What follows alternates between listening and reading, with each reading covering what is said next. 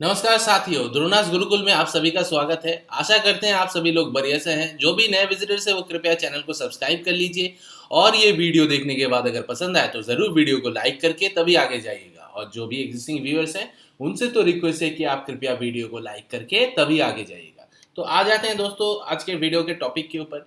दोस्तों आज है रविवार, तो आज हम लोग डिस्कस करने चले हैं कि सबसे बेहतरीन स्मॉल कैप म्यूचुअल फंड और वो कौन सा है। वो है quant small cap fund Direct growth, जो कि आप मेरे स्क्रीन में देख पा रहे हैं। तो आज हम लोग इस प्लान के विषय में विस्तारित रूप से चर्चा करेंगे और देखेंगे कि इसमें अगर निवेश किए होते या फिर अगर निवेश करते हैं इन फ्यूचर में तो कैसा क्या रिटर्न हो सकता है या कैसे बना है और आगे भी कैसा रिटर्न हम लोगों को मिल सकता है।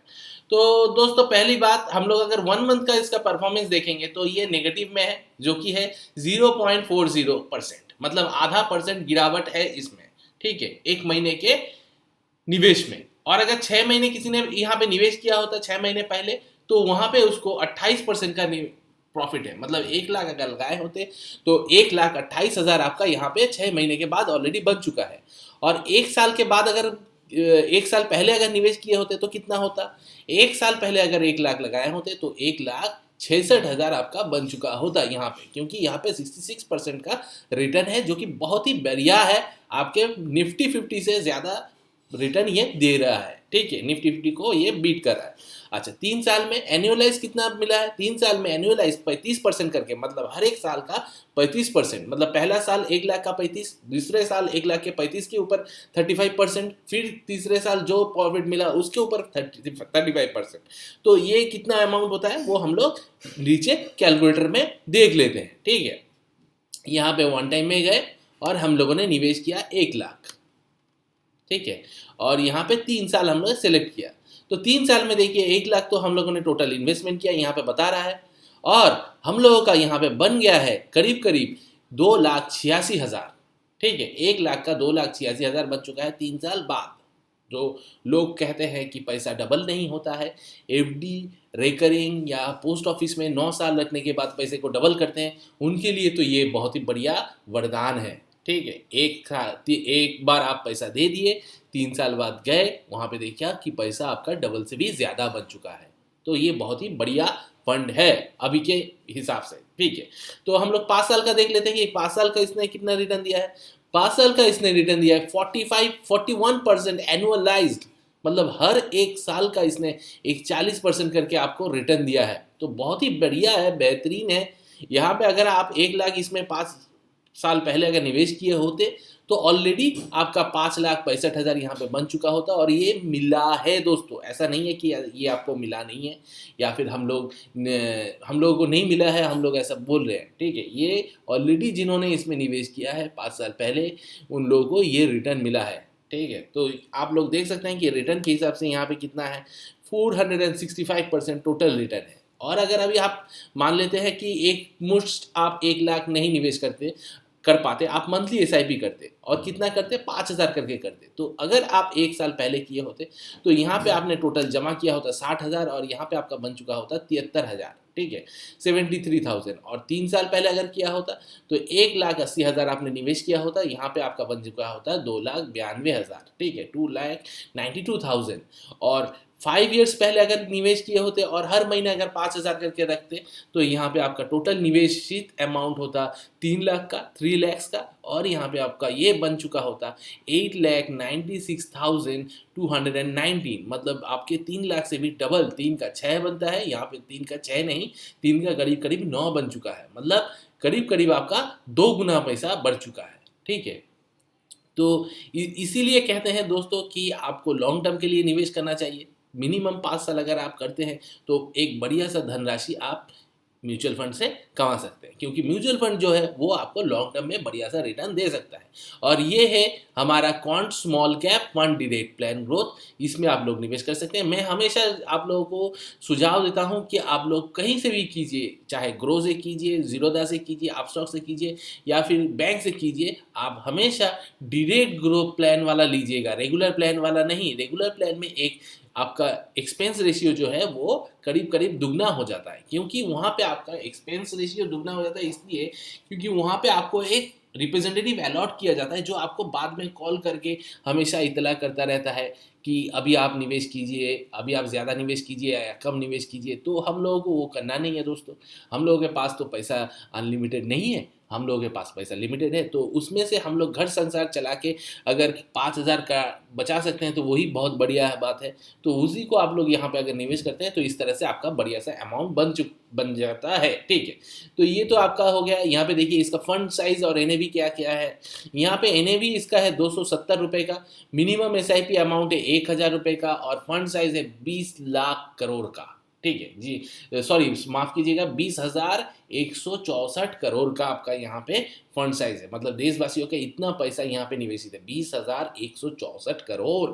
1-2 करोड़ नहीं है, 20,000 करोड़ का है। ठीक है, और ऊपर से यहाँ पे देखिए इसमें अगर आप निवेश करते हैं तो आपका पैसा कहाँ कहाँ पे निवेशित हो जाता है। यहाँ पे अगर आप पैसा निवेश करते हैं तो आपका पैसा 95 कंपनीज में निवेश हो जाता है, जिसमें से रिलायंस है, जियो फाइनेंशियल सर्विसेज है, आईआरबी इंफ्रास्ट्रक्चर है, हिंदुस्तान कॉपर लिमिटेड है, आरबीएल बैंक है, बीकाजी फूड इंटरनेशनल है, नेल्को है, एजिस लॉजिस्टिक्स है, अरविंद लिमिटेड है, पंजाब नेशनल बैंक है। ठीक है, HFCL लिमिटेड है, शिपिंग कॉरपोरेशन ऑफ इंडिया है, उसके साथ जस्ट डायल है, आनंद राठी है, HEG लिमिटेड है, ऑर्किड फार्मा है, रेलटेल कॉरपोरेशन है, उषा मार्टिन है, NLC India, Tata Consultancy Services, Poly Medicare, Minda Corporation, Adani Power, GAIL India Limited, Strides Pharma, Karnataka Bank, Hindalco, Keystone Realtors, Sula Vineyards, Life Insurance Corporation of India, Bharat Electronics BEL जिसे हम लोग कहते हैं, Reserve Bank of India RBI, Graphite Steel Authority of India SAIL जिसे हम लोग कहते हैं, उसके साथ engineers India Limited, Anupam Rasayan Limited, Jammu and Kashmir Limited Bank जो है वो वाला, Granules Limited, TV18 Broadcasting, EID Parry Limited, Balrampur Chini Mills, India Shelter Finance Corporation, JM Financial, Jindal Steel Power Plant, Jupiter Hotels, Restaurant Brands Asia Limited, Sequent Scientific, Man Infra Construction Limited, housing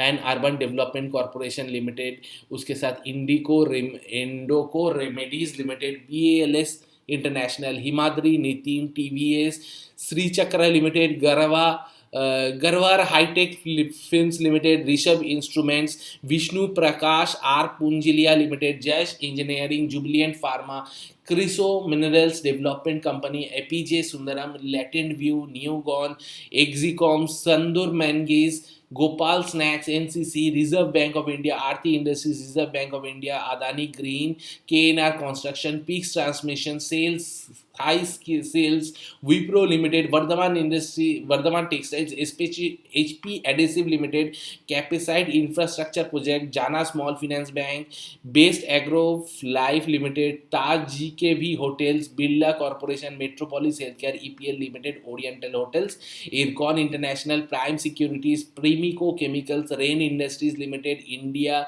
Hume Pipe Limited, Vimta Labs Limited, Thyrocare Technologies, Confidence Petroleum, Deepak Fertilisers, Quant Gilt Fund, Direct growth.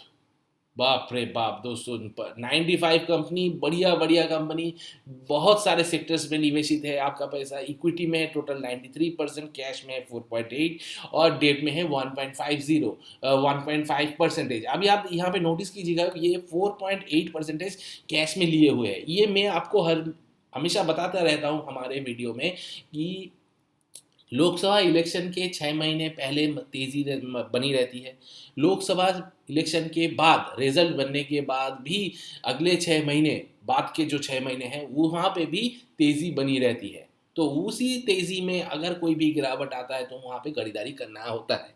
तो ये अगर आप mutual fund में करते हैं तो वहाँ पे आपको टॉपअप करना होता है ताकि आपको ज़्यादा रिटर्न मिले, और अगर आप डायरेक्ट स्टॉक्स या ETF में खरीदारी करते हैं तो वहाँ पे ETF या स्टॉक्स खरीदारी करना पड़ता है।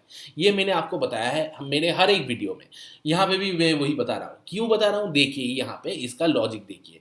यहाँ पे आप देख सकते हो कि ये जो कैश में ये लोग पैसा रखा हुआ है, ये किस लिए रखा हुआ है, क्योंकि इस तरह का अगर गिरावट आएगा तो वो लोग यहाँ पे इसको बाइंग अपॉर्चुनिटी देखेंगे और वहाँ पे वो लोग बाइंग करेंगे। ठीक है, ये बाइंग करने से क्या होगा, ये बाइंग करने से वहाँ पे उन लोगों को एक मतलब क्या कह सकते हैं, आपको एक ज़्यादा रिटर्न मिल सकता है। इसीलिए ना ये प्लान इतना ज़्यादा रिटर्न कमा चुका है, क्योंकि उन्होंने ये स्ट्रैटेजी फॉलो किया है, तो इनसे भी ये स्ट्रैटेजी हम लोग सीख सकते हैं। ठीक है, अभी देखिए कौन कौन से सेक्टर में ज़्यादा निवेशित है।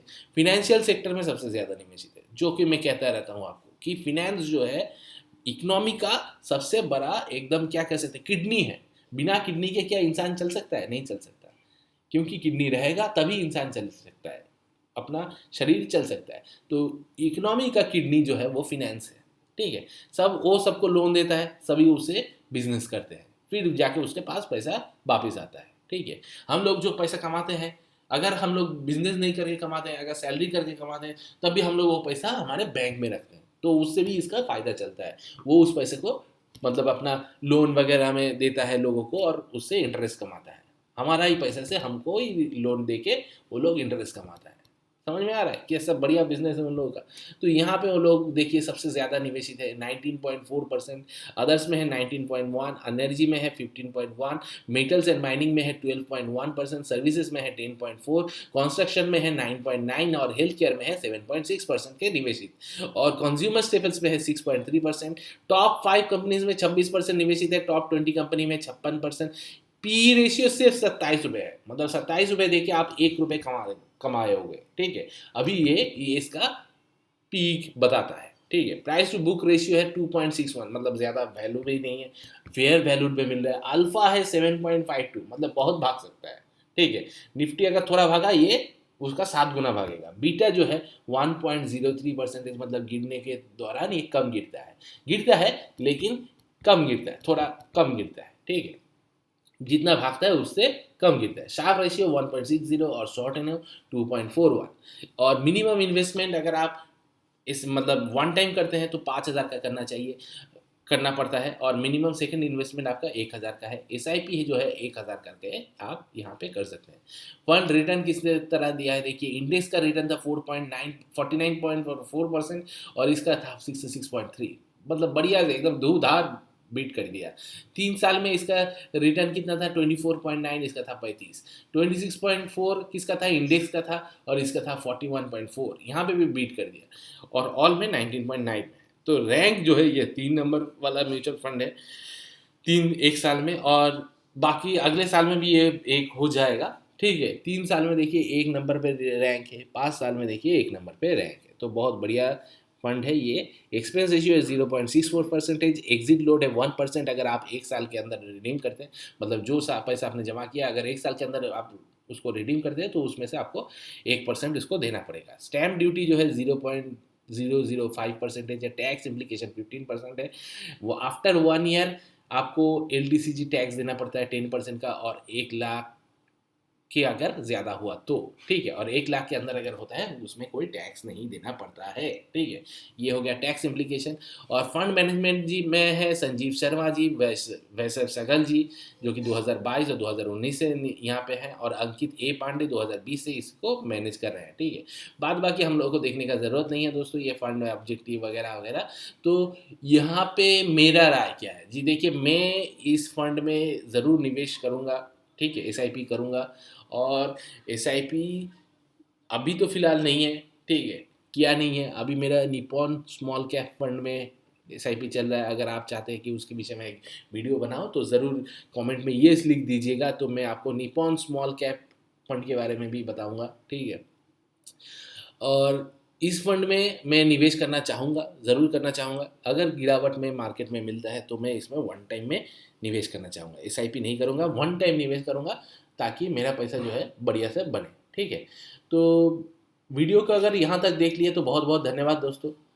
ज़रूर चैनल को लाइक और शेयर करके जाइएगा, वीडियो को लाइक एंड शेयर करके जाइएगा।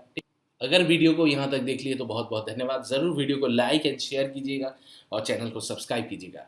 आज के लिए इतना ही दोस्तों, मिलते हैं अगले वीडियो में। तब तक जय जवान जय किसान। धन्यवाद दोस्तों।